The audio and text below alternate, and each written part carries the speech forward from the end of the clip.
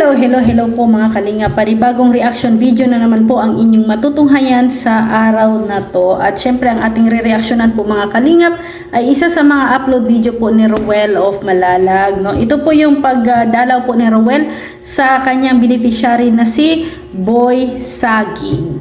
At syempre mga kalingap, kasama niya po si Langga Rachel dito no, sa pagdalaw po kay Boy Saging. So panoorin po natin mga kalingap kung ano po yung mga kaganapan na nangyayari dito kasi medyo matagal na rin po na hindi nadalaw po ni Rowel si Boy Saging. No? Simula nung nabigyan sila ng natulungan sila no, napaayos ang bahay. No, after doon no, parang wala na tayong balita kay Boy Saging. So ito po yun mga kalingap. So kasama po si Langga Rachel dyan sa pagdalaw. Kasama natin si Langga, si Kuya Victor, and si Kuya Toto. Iwistahin ko natin ngayon sila Boy Saging. So medyo matagal tayong hindi nakabalik dito mga kalingap. No? Ngayon, pupuntahan natin. Bibigyan natin ng notebooks, tsaka... Yan. Magbibigay po ng notebook at grocery si Rowel. Tara mga kalingap, samahan niyo po kami. Let's go.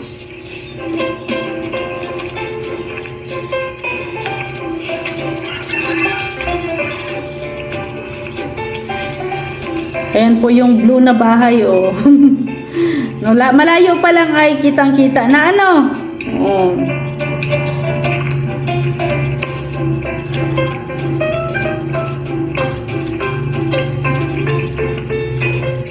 Yan po yung bahay nila Boy Saging. Nagpakasal sila? Sino kasama dito? Sino kasama niyo po? Kung dalawa lang? Yung dalawa lang? Yung panganay ko po ay nasa, Yan po yung mama, no? Mama ni Boy Saging. wala sino? Wala daw po si si Bakla. Ilan, laki na niya, no? Buntis Buntis ka po ulit ulit. bawal dito sa rating po. Bakit po? Bawal akong Balat buntis. po. Gawa niya makulit na yan. Dalawa na lang po kayo dito? Ay, tatlo? Ano po ba? Na, bakasyon po yung tatlo. Sinama po namin. Nagbakasyon daw pala yung mga anak niya. Si MJ, MJ. si Sabi, si Mama, Gusto na natin, ano? Ay, baby, mga... Ilang mas na po yung chan niya po? malabas po yung 9 July. 9 months. Kabuwanan na din po pala, no? Ng kapanganakan ng ano, bunso, no? Nila Boy Saging. Doon yun, agalan yan. Sana nanay, ano na yan? Last na po yan, no? Kasi syempre, hirap ng buhay. So ngayon, Yung kalagayan nila napakahirap.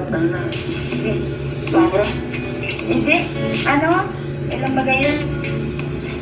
Itong bago magbakasyon niya dahil Ayaw nga bago mag-graduation nila. siya po. Kumusta naman po kayo dito? Ayos lang naman po. Si Mr. saan po? Tulog. Anong pa rin pong trabaho ni Mr.? Dati pa rin. Sa Dati pa rin po sa kaguratan. kabod. At least may trabaho naman ang mister niya, ano? Ang mahirap yun kung walang trabaho tapos no, dumadami ang anak. Naku, napakahirap yun. Sa buhay, sa panahon ngayon, no? Mahirap. Sila Boy Saging. Nasa, Tagal na. na po, ngayon pong katapusan ng teacher track na baka bukas ang buti na rin. Kasi balik ka na. At So mag-enrollment na, no? Enrollment na. So, punta na naman yung tanong mo dito. kaya kasama ko, yung panganay ko nasa buko nalilito. Di ko nakilala. Biglang tumakbo doon. Anong tinatawag niya? Ito namatay? Ay, yung mama din nila. Kinakakalmot sa'yo. Sayang. So pero ano no, kahit nga ano din no, hirap din. Pero ano po no, ang magulang po ni Boy Saging ay masipag din po, no, masipag. Ano ba mo? Baby Love? Baby Love pala ito. So, pasok ka doon. May ano kami. Kailang pasalubong. Ito yung ano, yung panganay, no? Panganay yata ito. Ayan. Matabaan na kayo ha. Kamusta ka? Anong grade ka na pagka napasuhan? Grade 8 na. Classmate kayo niya, no? Classmate? Classmate po yung dalawa. Oh. Yung kapatid. So meron kaming pasalubong, mga notebook. Alam mo yan? Gusto mo yan? Hati kayo ni baby. Yan nga yung sinasabi niya sa mga pero mo yung mga luto kung panagaan ko at Mabili na sila. So yun, galing yan kay Tita Weng. Ay, hindi ka nakalabibili na dyan na meron na. Pang-ani po. Paanim. Grabe, pang-anim na pala, ano? Pang-anim na anak nila nanay. Hirap po, no? Hirap po ng buhay. Ay, talaga. Sobra. Yung Last na daw po yan, last na anak. nag-aaral pa din po. O, kasi hirap po ng buhay ngayon. Ako po, no? Eh, may mga anak pang pinapaaral. So siguro kung mga anak si mama mo, pasukan niyo na. Oo, mga July. Sa July. Kailan yung ano niyo? Yung kaso niyo? O kailan yung pasukan? July 29. Doon pa rin kayo mag-aaral sa ano, para college. Hindi po, dyan na po.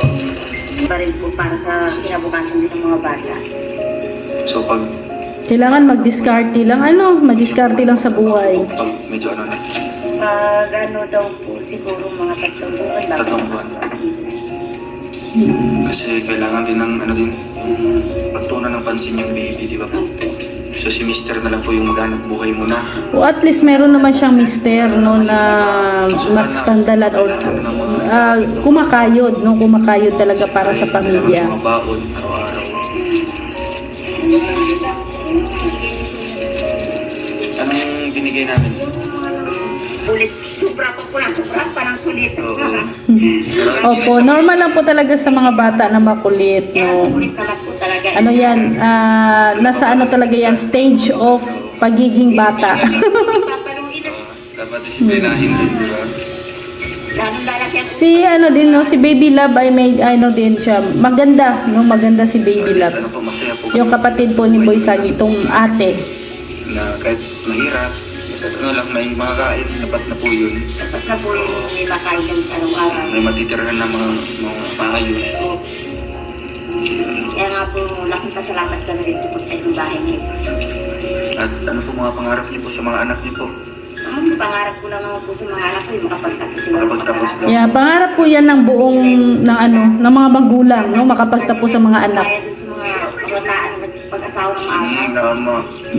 Kaya sa atin Yes, po, tama po talaga. Kasi wala pong ibang maipamana, no, ang magulang sa anak kundi ang edukasyon.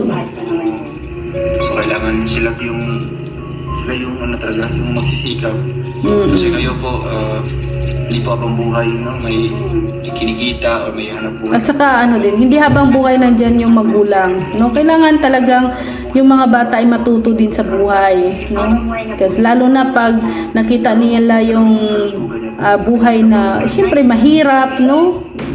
Kayod kalabaw, at ang mga bata talaga ay magpupursige yan, no? Mangarap talaga yan na para makahikahos o makasurvive sa hirap ng buhay. Pabirit. Ay, anong tawag doon? Ay ano po siya? Mekaniko po siya. Mekaniko yung trabaho niyo doon. Hindi siya yung pupunta talaga sa ilalim. Actually, ikakabit lang sa ilalim sa talaga siya. So, yun ang maganda. So, yung papa niya pa, ay yung asawa niya pala ay mekaniko, ano? Marami ding skills.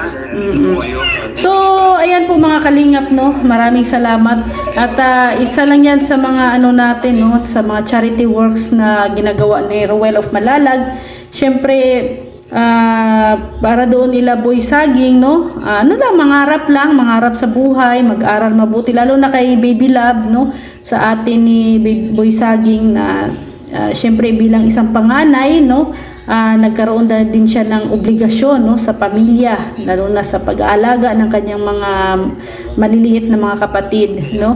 Siya bilang isang ate, no, kailangan talagang alagaan niya din yung mga kapatid niya at huwag talagang pabayaan ang pag-aaral, no. So tama naman si nanay na ano talaga ang pangarap niya ay makapagtapos yung mga anak niya, no. Dahil kung makatapos yung mga anak mo ay sila na yung tutulong at sila yung sila yung aahon sa kahirapan, no? sa pamilya. So sa mga hindi pa po nakapanood sa video na to, panoorin nyo po at puntahan nyo po ang channel ni Ruel of Malalag. Please pakisuportahan po ang kanyang channel, at si Rachel Morales Vlogs din po, pakipuntahan din po ang channel, no, at suportahan po ang kanilang mga charity works. And please po, no, wag nyo din pong kalimutan suportahan si Kuya Val Santos Matubang, Ate Edna Vlogs, and Kalinga Prab and Rex Vlog. Maraming salamat. God bless sa ating lahat. Bye bye po.